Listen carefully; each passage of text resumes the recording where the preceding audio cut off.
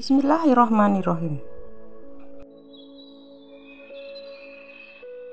Salat adalah penyejuk hati para kekasih Allah Subhanahu wa Ta'ala, kenikmatan spiritual bagi hamba-hambanya yang mengesahkannya. Dan salat juga adalah tamannya para ahli ibadah, buah bagi jiwa yang tunduk, barometer kehidupan para hambanya yang benar, dan timbangan bagi hambanya yang menempuh jalan yang diridhoinya.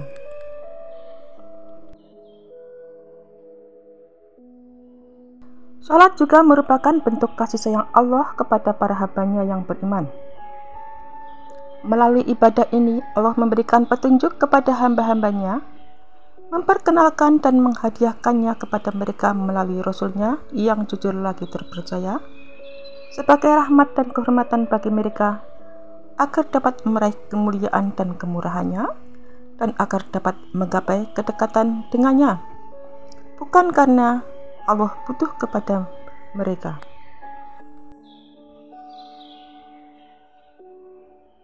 Semuanya itu semata-mata merupakan anugerah dan karunia yang diberikan Allah kepada para hambanya. Allah menjadikan salat sebagai sarana untuk merealisasikan ibadah dengan hati dan anggota badan. Dia menjadikan dimensi ibadah hati sebagai bagian paling besar dan sempurna dari ibadah ini dibandingkan anggota badan, yaitu tatkala hati sepenuhnya menghadapkan diri kepada Sang Maha Pencipta, Allah, berbahagia dan merasakan lezatnya kedekatan dan kecintaan kepadanya, bergembira dengan berdirinya ia di hadapannya dengan mempersembahkan ibadah semata-mata kepadanya, tanpa menoleh kepada selain zat yang disembahnya, menyempurnakan hak-hak budiah lahir dan batin sesuai ketentuan yang diridhai Rabb-Nya.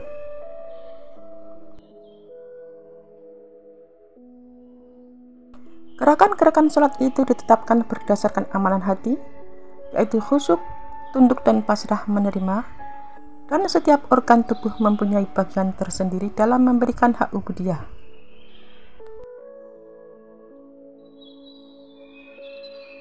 Allah menjadikan tujuan dan inti ibadah ini berupa penghadapan diri hamba kepada penciptanya dengan sepenuh jiwa dan raganya, menjadikan balasannya berupa kedekatan dengannya, serta meraih kemuliaan anugerahnya di dunia maupun di akhirat, menjadikan kedudukan dan keberadaannya sebagai sarana untuk bertemu Allah, berhias diri untuk menghadap kepadanya, sebagai cerminan bahwasanya seluruh manusia akan dihadapkan kepada Allah pada hari pertemuan di akhirat kelak.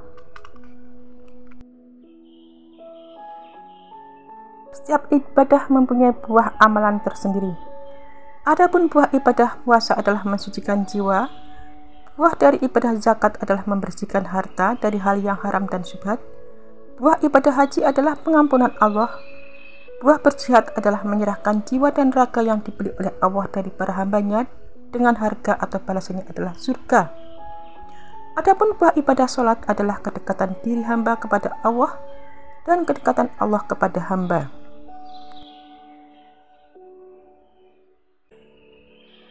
Kedekatan diri hamba kepadanya dalam salat tercakup berbagai manfaat. Maka dari itu Rasulullah SAW tidak mengatakan bahwa kelezatan dan ketentraman hidup beliau dijadikan dalam ibadah puasa atau di dalam ibadah haji dan umroh. Akan tetapi beliau bersabda, dan dijadikan kesejukan mata dan kenikmatan hatiku di dalam sholat.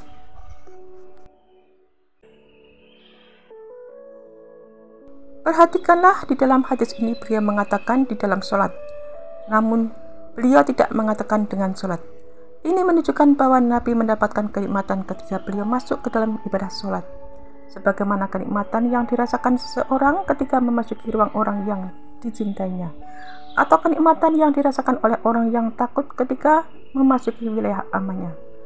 Maka kenikmatan yang dirasakan oleh seseorang ketika masuk ke dalam sesuatu yang memberi kenikmatan kepadanya adalah lebih sempurna daripada kenikmatan yang diperolehnya sebelum memasukinya.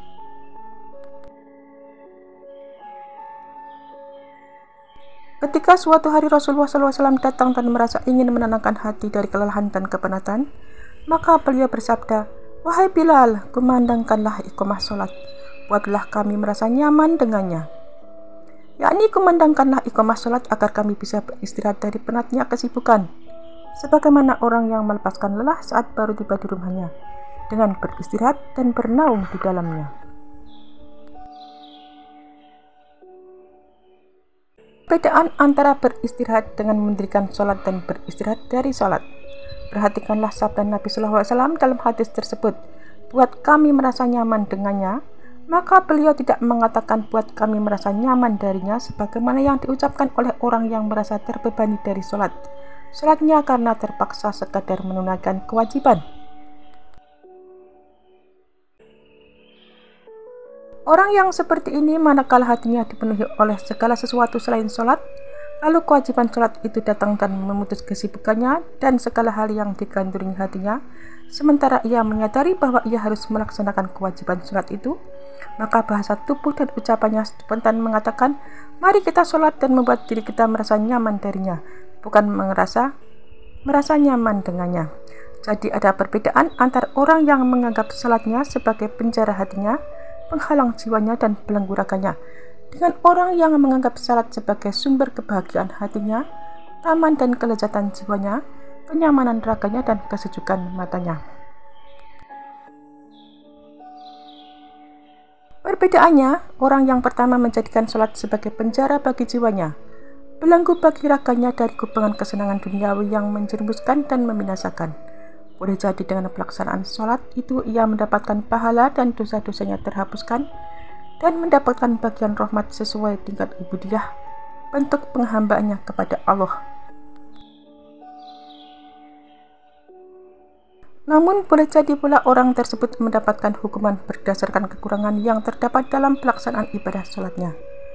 Perumpamaannya seperti seorang hamba sahaya yang masuk ke dalam sebuah istana seorang raja, sementara ada dinding penghalang antara ia dan pemilik istana tersebut, sedangkan ia berada di balik dinding tersebut. Kondisi demikian membuatnya tidak dapat meraih kebahagiaan melihat sang pemilik istana karena terhalang oleh dinding syahwat, kabut hawa nafsu dan asap hitam angan-angan. Hatinya sakit dan jiwanya berkubang dalam hawa nafsu, menuntut kesenangan semu yang ingin segera ia dapatkan di dunia ini.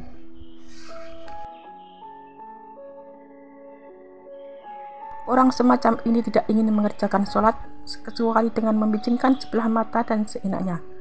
Mereka tidak merasakan ketenangan atau merasa takut kepada Allah dalam sholatnya.